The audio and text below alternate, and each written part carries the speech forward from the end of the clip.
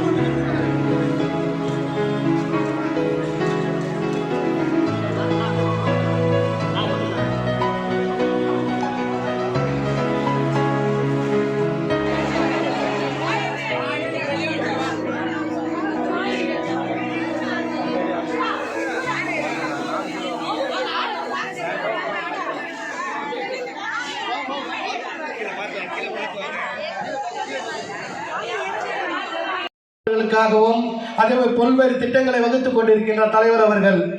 ஏனென்றால் அண்ணன்களுக்கு காசு கொடுத்தால் திரும்பவும் கவர்மெண்ட்டுக்கு வந்து சேர்ந்து விடும் என்று தலைவருக்கு நன்றாக தெரியும். ஆனால் கஜானா காலியானாலும் பரவாயில்லை, மக்களுடைய இருப்பு பையில் சேர வேண்டும் என்பதற்காகத்தான் மாதந்தோறும் உங்களுடைய கைப்பையில் 1000 என்று வழங்கி கொண்டிருக்கிறார். அப்படிப்பட்ட தலைவருக்கு நீங்கள் எல்லாம் வாக்களிக்க வேண்டும். ஏனென்று சொன்னால் உங்களுக்கு தெரியும், கடந்த 10 ஆண்டு காலமாக நிதிநிலை அறிக்கையை பற்றி உங்களுக்கு நன்றாக தெரியும்.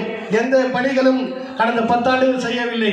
ஆனால் தற்பொழுது கூட தலைவர் அவர்கள் 2400 கோடி மும்மொழி கொள்கை ஏற்றுக்கொண்டால் மட்டும்தான் தருவேன் என்று கூறினார்கள். நீங்கள் கொடுக்க வேண்டாம், 24,000 கோடி என்னால் ஒதுக்க முடியும் என்று சொல்லி இருமாப்போடு இருக்கின்ற தலைவர் நம் தலைவர். அவருடைய கருத்தை நாம் வலுப்படுத்த வேண்டும். ஏனென்று சொன்னால் தன்மானம் உள்ள தலைவர் நம் தலைவர். மற்றவர்களைப் போல் அனைத்துக்கும் கூனி குறுகி எல்லாத்துக்கும் சைன் போடுகின்ற தலைவர் அல்ல. ஒட்டுமொத்த தலைவர்களும் இன்னும் 2 நாட்களில் ஒரு மாபெரும் கூட்டத்தை ஒதுக்கீடு செய்கின்றார் தலைவர். ஏனென்றால் அனைத்து முதல்வர்கள், தென்னகத்தில் உள்ள அனைத்து முதல்வரும் ஒன்று கூடி தலைவர் அவர்கள் ஒரு கூட்டத்தை ஏற்பாடு செய்திருக்கின்றார். நம்முடைய பாராளுமன்ற உறுப்பினர்களுடைய எண்ணிக்கை குறைக்க வேண்டும் என்று நம்முடைய மோடி அவர்கள் சொல்லியிருக்கின்றார். அதற்கு எதிர்ப்பு தெரிவிக்கும் விதமாக தலைவர் அவர்கள் இந்த கூட்டத்தில் ஆலோசனை கூட்டத்தை நடத்துகின்றார். அது மட்டுமின்றி நம்முடைய இலக்கெல்லாம் 200 என்று தலைவர் சொல்லியிருக்கின்றார். நம் இலக்கு 200, தலைவருக்கு தான் 200, நமக்கு ஒன்று மட்டும்தான், பெரம்பூர் மட்டும்தான். நீங்கள் இந்த பெரம்பூரை கண்டிப்பாக அதிக வாக்கு வித்தியாசத்தில் வெற்றி பெற செய்ய வேண்டும் என்று கூறி வாய்ப்புக்கு நன்றி கூறி விடைபெறுகிறேன். நன்றி, வணக்கம்.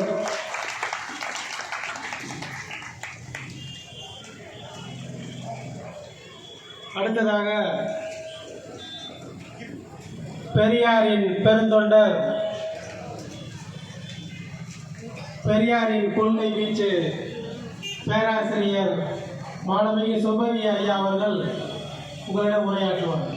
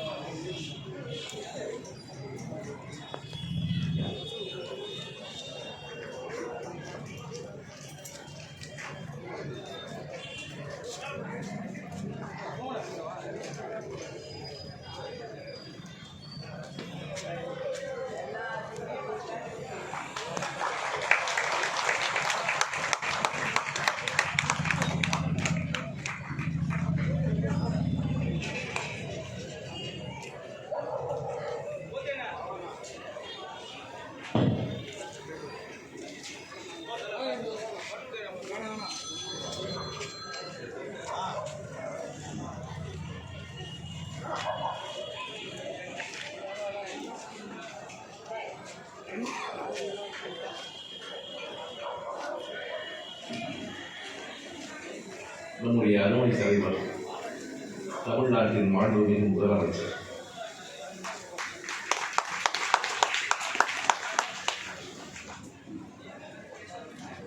அவருடைய 72வது பிறந்த நாள் விழாவை மிக சிறப்பாக கொண்டாடி கொண்டிருக்கிற அருமை நண்பர்களே, இந்த கூட்டத்துக்கு தலைமையேற்றிருக்கும் மாவட்ட பிரதிநிதி அன்பு நண்பர் நந்தகோபால் அவர்களே, பெரம்பூர் வடக்கு பகுதியின் சார்பில் பேராசிரியர் அவர்களுக்கு இந்த கைத்தறியாரை நியமிக்கப்படுது.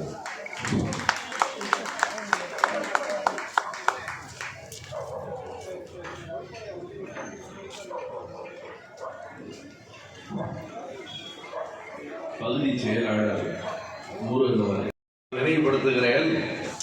எதற்காக ஒரு சொத்து வாங்குகிற போது அதை ஆண் வாங்கினால் என்ன, பெண் வாங்கினால் என்ன, பெண்ணின் பெயரில் அந்த சொத்து வாங்கப்படுமானால் 1% குறைவு என்பது, ஒருவன் 40 லட்சம் ரூபாய்க்கு ஒரு சொத்து வாங்குகிறான், ஒரு வீடு வாங்குகிறான் என்றால் அதற்கு பத்திர செலவு 4 லட்சம் என்றால் பெண்ணின் பெயரில் வாங்கினால் அது 4 லட்சத்திலிருந்து 40,000 ரூபாய் குறையும்.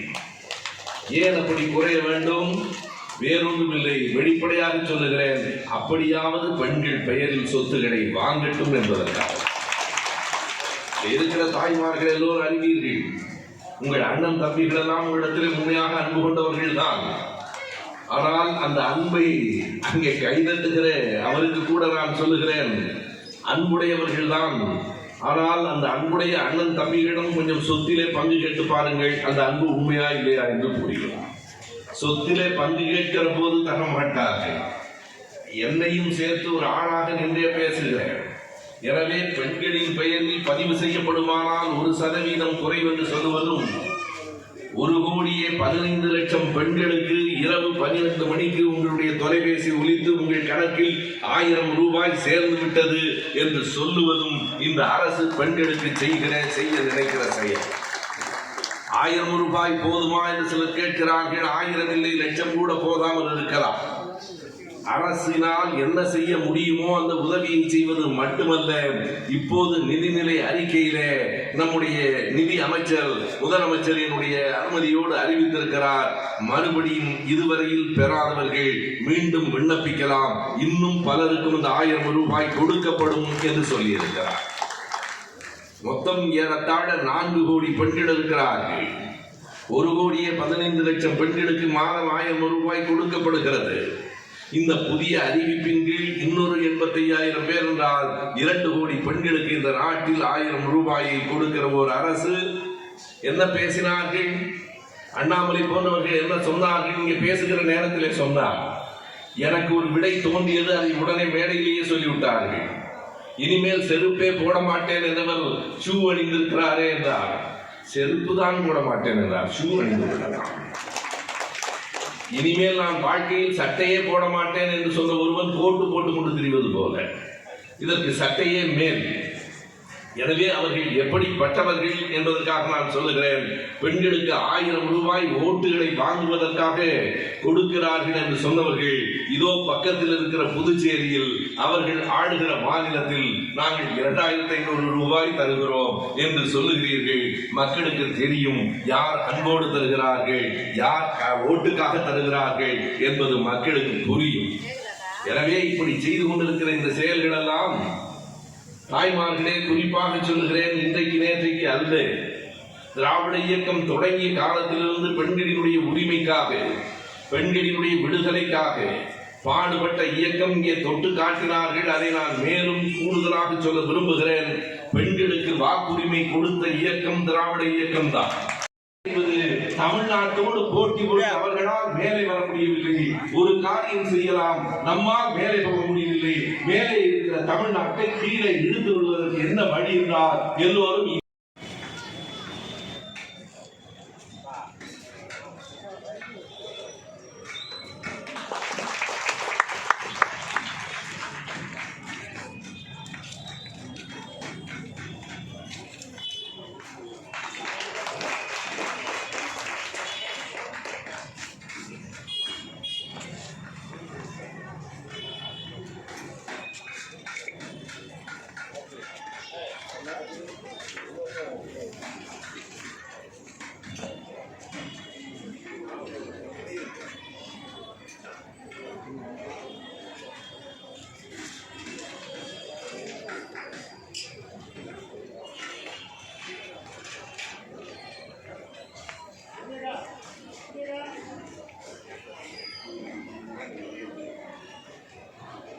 பெரியோர்களே, தாய்மார்களே, இப்பொழுது நம்முடைய கழகத் தலைவர் தளபதி அவர்களுடைய ஆணைக்கிணங்க ஒவ்வொரு பொதுக்கூட்டம் முடிவிலும் கழகத் தலைவரால் அறிவுறுத்தப்பட்ட உறுதிமொழியை நாம் எடுத்துக்கொள்ள வேண்டும். நீங்களெல்லாம் ஒரு நிமிடம் எந்திரித்து நின்று இப்படி கையை உயர்த்தி நான் படிக்கிறேன், மீண்டும் நீங்கள் அதை தெரிவித்து உறுதிமொழி எடுத்துக்கொள்ளுமாறு கேட்டுக்கொள்கிறேன். உறுதிமொழி: தமிழ்நாட்டின் நலன்களையும் எதிர்காலத்தையும் யாருக்காகவும் எதற்காகவும் விட்டுத்தர மாட்டோம். தமிழ்நாட்டின் உரிமைகளுக்காக ஒன்றுபட்டு போராடுவோம். தமிழ்நாடு போராடும். தமிழ்நாடு வெல்லும். இதுதான் ஒரே இலக்கு. தமிழ்நாடு போராடும். தமிழ்நாடு வெல்லும். இதுதான் ஒரே இலக்கு. நன்றி.